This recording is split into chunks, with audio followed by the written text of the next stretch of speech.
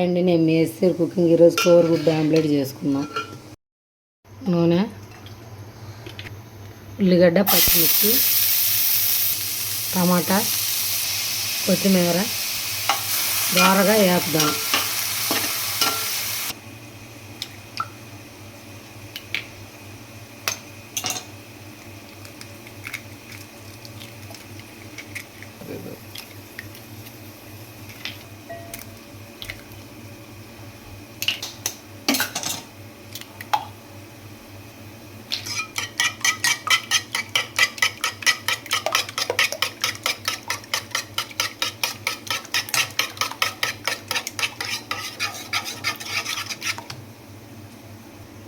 చిటికెడు మిరియాల పొడి, కారం, తగినంత ఉప్పు,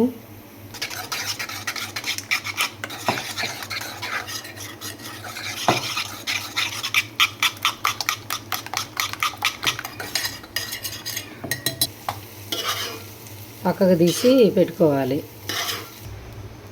అదే ప్యాన్లో కోడిగుడ్డు